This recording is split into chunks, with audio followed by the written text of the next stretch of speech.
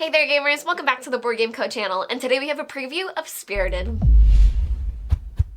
Hey there gamers, it's Professor Meg here, and welcome back to the Board Game Co channel. Today we have a preview of Spirited by Garfield Games. Now this is an upcoming Kickstarter campaign, so you can check out the link down below for everything that they have planned. They will be launching on Tuesday, so keep your eyes out for that. This is a sponsored preview, and this is also a prototype copy in front of me, so all rules, components, things like that are subject to change. Now, before we dive into it, if you'd like to see exactly how this game plays, there will also be a gameplay on the channel between Alex and I, so be sure to keep your eyes out for that. And if you'd like to dive into this yourself, it's also available on Board Game Arena, so you can check that out for yourself as well. Now, Spirited is going to be a game where players are competitively interacting with a whole bunch of different clans, trying to get spirit, which is victory points, in different ways. So you're able to march with different sets, and that will gain you victory points, but you're also able to build with them to get some certain monuments for yourself, and those will be ways toward victory points as well. But overall, players are going to be using a set collection and push your own luck system, where you are trying to gain cards for these different clans, both in your hand as well as recruiting them into your camps. But you're limited to certain things within the game, where you're only able to have 2 different clans in your camps, and every time that a battle is initiated, you do have a hand limit, so you have to keep your eyes out for that. And you're able to use these different cards in your hand not only to pay to build for the different monuments, but you're also able to use them to play for their abilities as well each turn. So there's a whole lot to think about with these different clan cards, and there are 12 different clans that come with the game.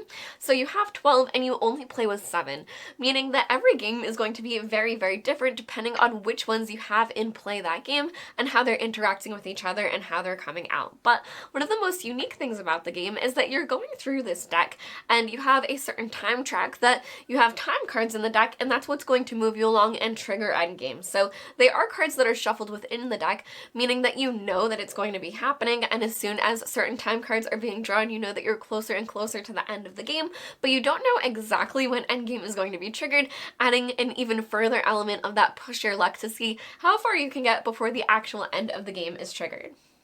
Now, the game is currently set up for 3 players, and it may look like there's a lot going on, but I wanted to show you different setups and show how you're able to get yourself victory points and feel ahead in the game without having to do necessarily what everyone else is doing. So I am going to walk you through each player in a little bit, but just note that this is going to be one player area with their player board, their hand, this is their camp cards, this is their road, and then up here is another player board with their camp as well as their road, and then here is another player that we'll be focusing on. So those are the 3 different players that you have in front of you, and then on top of that you have your resources, you have your deck that you're drawing from, as well as the discard pile, and then this track up here are those things that I mentioned. I called them monuments, but they're actually wonders. So they're going to be these different wonders that you are able to build, and as you can see at the top, they provide different spirit points for you, which is victory points at the end of the game.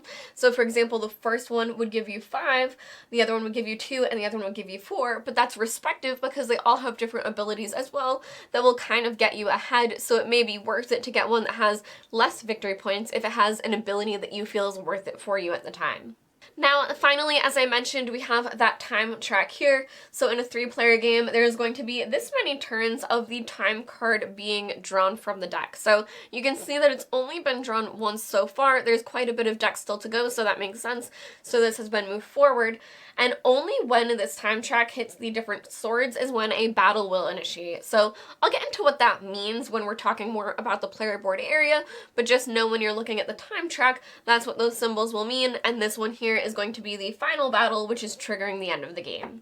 Now, at the beginning of the game, there are discs for each of the clans, so you're able to put them in a bag and draw which ones that you want to play with if you want to randomize it, but if you want to choose which clans you want to play with, you're able to do that as well. So I do actually have the other clans here set aside that I'll go over these and show you them at the end of the preview so you can see all of the clans that are actually in the game for you to play with, but you're going to choose the 7 that you're going to use for that particular game, shuffle them together, and then depending on player order, players are going to have cards in their hand, in their starting starting road and their starting camp. So everyone's going to have some cards kind of starting off, and what the game tries to do is really help you have cards added to your road, because it is going to add a lot of options for you, especially with the different abilities that the cards have, but that also increases the chances of you being overrun by certain clans, which is that busting element. So it does add a way for you to have more and more cards available, but it also increases your odds of having to go through an overrun and regroup phase as well. Now, every player's turn is going to start off with a road check. So we're going to take a look at this player here, and during the road check, you would play 2 cards from the deck if you didn't have up to 2. So where this player already has 3, we wouldn't draw any for them, and then you would draw cards from any overrun clans, which we don't currently have.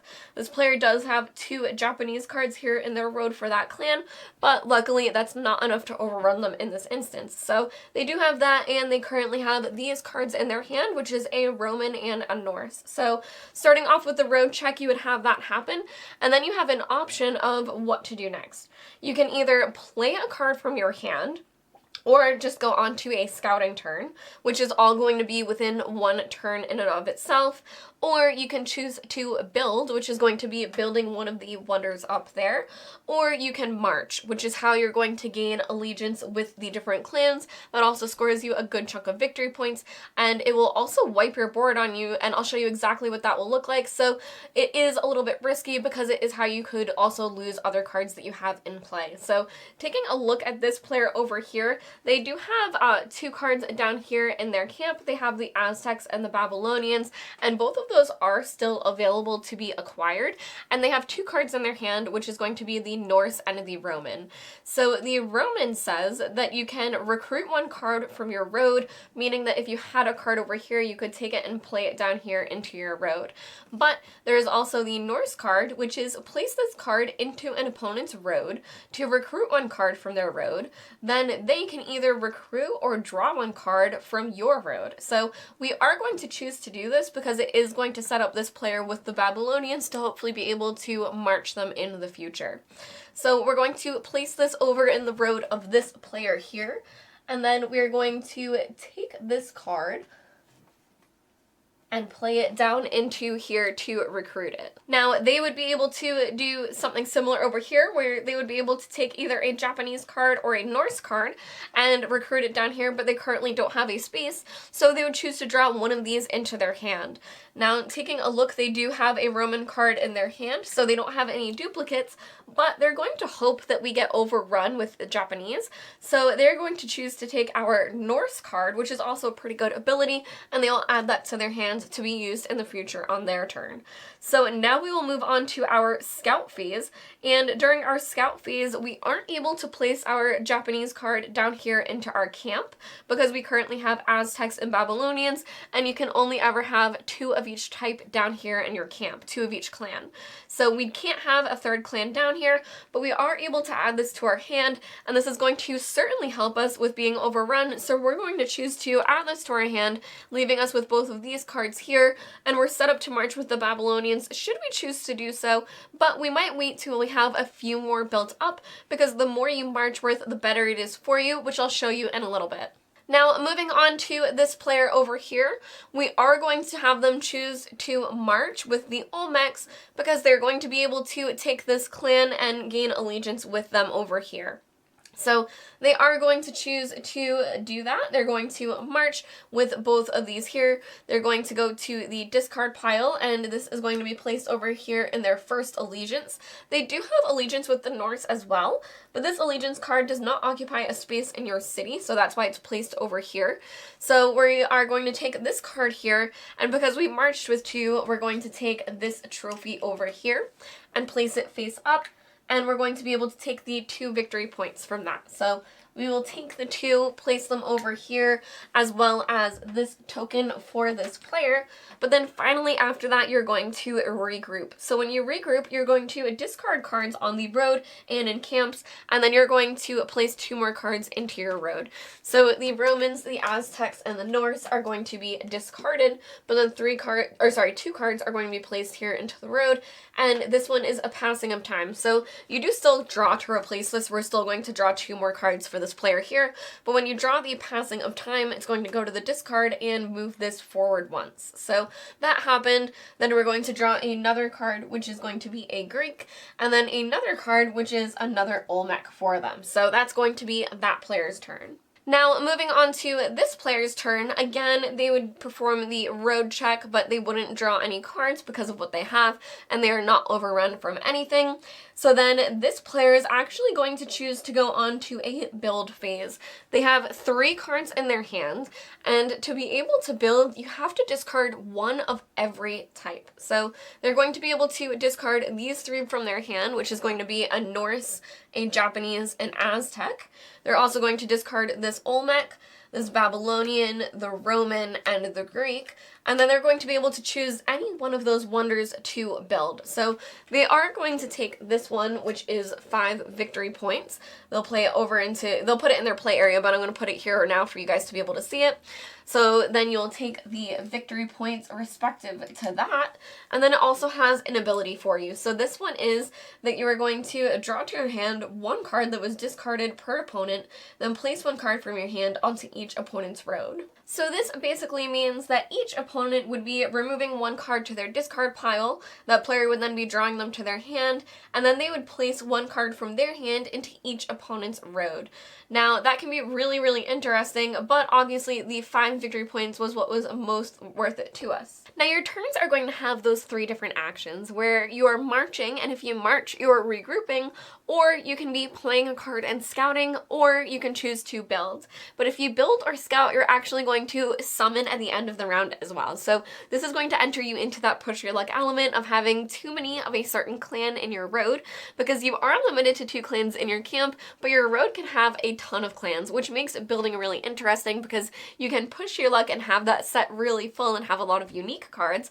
But if you have too many of any particular clan, you could be overrun and then have to discard your cards. So I am unfortunately going to show you what that looks like to this poor player over here, because there are some consequences, but there are also some benefits as well that you'll be able to go through when that happens to you. So it is something that is going to trigger throughout the game. It's going to happen, and you are going to have a couple of things that you're able to do when this happens.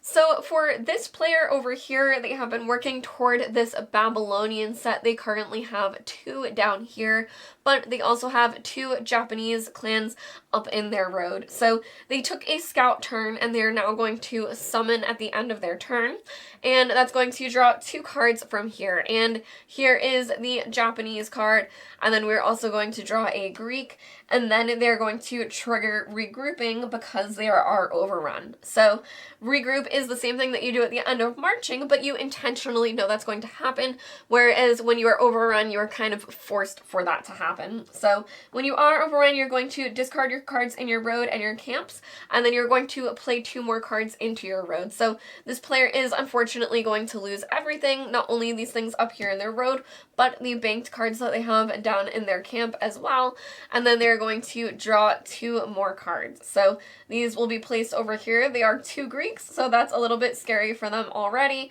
and those are going to be placed over there, and that's going to be their turn. However, they are going to be able to trigger a few different things. So they do have home province, which is draw 1 card that was discarded for each overrun clan. So we actually would have been able to keep one of these. We'll hold on to our Babylonian.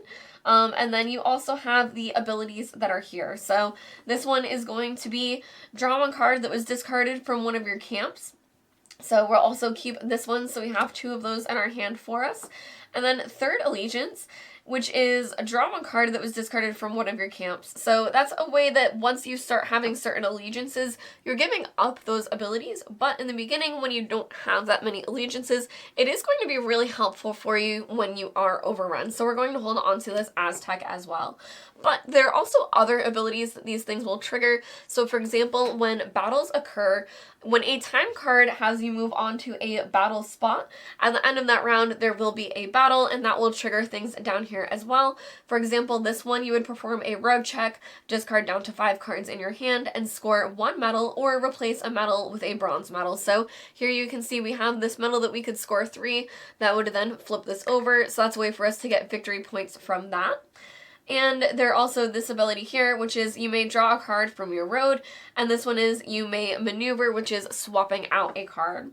Now, over here, there's also an ability for the final battle, which is after the battle, you're able to recruit any number of cards from your hand, and then gain 1 spirit per 2 cards in your camps. So, in that instance, you want a ton of cards in your hand that are all of the same clan, that way you're able to play them down here into your camps and score for that.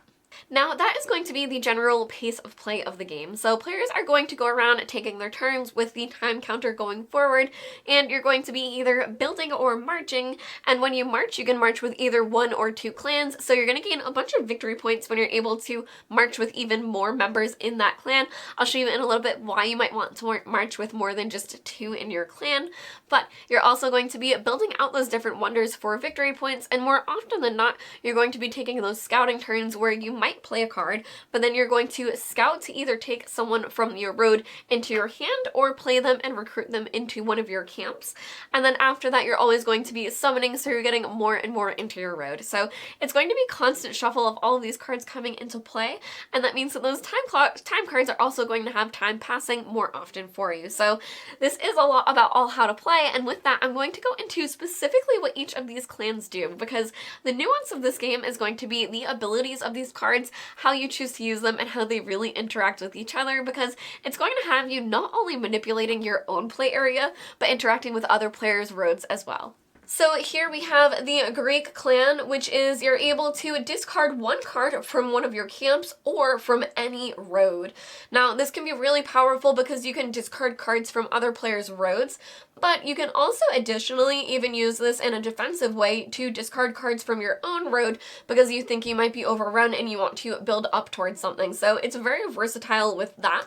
There's the Roman, which is recruit 1 card from your road, meaning that you're going to take a card from up here in your road down into your camp, but you still need to follow those camp rules. So if this player were to do it, they would be able to take either of those cards and play it down here, but this player, where they currently have the Norse and the Roman down in their camps, they wouldn't be able to recruit either the Japanese or the Aztec currently. Next we have the Olmec, which is discard any number of cards from one of your camps to recruit up to that many number of cards from your road. So for example, this player here would be able to discard both of these to recruit up to 2, but since again these are both different, they would only be able to take 1 over here. But that could be a way for you to recruit and pivot to a different clan that you have a lot of in your road, and that also helps you prevent yourself from overrunning because you're pulling those copies out from up there, which can be really great. Now there's the Japanese, which is going to be draw 1 card to your hand from your road, and then you're going to pull an additional card when summoning from the draw pile. So when summoning, normally you would play 2 cards into your road, and if you use this card for the play effect, during your summoning you would actually draw 3 cards instead. Now the Norse we did already see, so I'm not going to go over that one. The Babylonian is going to be recruit 1 card face down from your hand. So the Babylonian makes other cards very versatile, that if you have an extra card that you don't necessarily need for a certain reason, you're able to play it face down to boost a specific clan. Now, you're not able to march with all wilds. You need at least 1 of a specific clan to march with that clan, but even in this instance, if it was this player here, you would be able to put a wild down and then have something come into this camp later, which can be pretty cool. And then finally, there are the Aztecs, which is place this card onto your road to draw 1 card from a different clan from an opponent's road. So you can see this is a way that you're going to be not only playing this into your road, but you're going to be drawing a card from someone else's road, potentially setting you up with that 7 of a kind to be able to build a new wonder. Now, one thing to note, when a wonder is built, a new one would be drawn out. It's a little far for me to reach, but normally that would be filled as soon as a player takes one. Now to talk just a little bit more about marching. When you march, you're able to march with up to both of your clans in your camp. So if this player down here were to choose to march, they have 2 Romans as well as 2 Norse. Now normally they would be able to march with both of those, but if they wanted to take the allegiance from this player over here, they needed to march with a higher amount. As you can see, they already have a 3, which makes it a bit more difficult for them to march against them. But when you do march with a higher amount, you also get a higher trophy. So if this player here were to march with the 3, they would be able to, with the 3 Greeks, they would be able to spend these and take this allegiance marker from this player over here, place it into their camp, and they would score for this as well, taking the 3 victory points. So you can see where the allegiances are really important because they are going to get shuffled around, but they also give you those special abilities. So this one here is going to be when regrouping. If you have 2 camps, only discard cards from 1 camp when regrouping, which can be huge. Then when you are regrouping due to being overrun, you are able to hold on to one of them, so that can be very strong. But over here we have Olmec, which is if you have fewer than 4 cards on your road before your road check, then you will play cards until you have exactly 4. You'll summon cards. So that's a way for you to have potentially more, potentially less cards in play.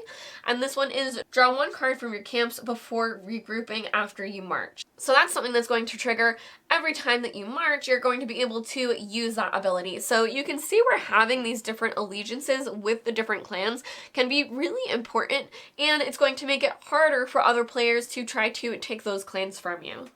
Now, finally, before we go, I want to go over the 5 different clans that we are not using. I'm just going to briefly read their cards to you because I really think the beauty of this game is how many different clans you're able to mix and match together with the replayability, that some of these, the abilities just work really well with other ones, that you can find these chains that you really enjoy. So with that, I'm going to go over what these ones do as well. So here we have the Sal. Place this card onto your road and then draw 1 card from your road into your hand and optionally play another card. So this one would allow you to play 2 cards, kind of allowing you to take a card from your road and use that ability if that's something that you're thinking of using. So that adds a lot of flexibility to you, especially if you hold on to that in your hand. Here we have the Persian, which is shield 1 clan on your road with this card, which is you're able to play it as a shield on top of the card, which is going to protect it. And then there is additionally the Chinese, which is, this lets you summon cards basically before your summoning phase. So you're doing it during your play phase to see what is available. So you would draw 2 cards into your road, and then you would draw 2 less when summoning. So it kind of lets you see cards ahead of time. There are the Egyptians, which is place 1 card from your road into your opponent's hand, then draw into your hand 1 card from their road. So it's kind of a swap for you. And then finally we have the Scythians. Swap 1 card on your road with 1 card from an opponent's road. So that one is just a straight swap, pretty straightforward, but hopefully it can get you something that you want, especially if you're working toward that 7 of a kind to build out your wonders. In Spirited, players are constantly going to be adapting to the cards that are coming out, because as the discard pile starts coming out, you kind of have a sense of what cards have been played a lot. Perhaps players have allegiances or have marched with 4 of a kind of a certain clan, so you can kind of bet on your luck for it to not come out too much and not clog up your road, but perhaps work toward helping you build out those different wonders, because they can be very, very cool and add a lot for you to the game, not only gaining you some victory points, but giving you those abilities as well. But the allegiances are also very, very cool, that not only are you able to gain them and have these special abilities, but you're able to take them away from other people as well. So it's going to be this constant push and pull of where these allegiances lie and how you're able to get out as much spirit as you're able to, which is going to be your victory points at the end of the game. Now the end game is triggered during that final battle, which again you're going to be able to play out and recruit cards from your hand down into your different camps. You still only have those 2 different slots, but then you're going to gain some final victory points for what's left there, and then you will see who is left standing at the end of the game. Now, as I said, this is on Board Game Arena, so you are able to check it out. It is launching on Tuesday, so check out the Kickstarter link down below for everything that Garfield Games has planned, and you'll be able to check out a gameplay on the channel pretty soon. I've been Professor Meg. Thank you all for watching the Board Game Co channel, and I will see you next time. Bye!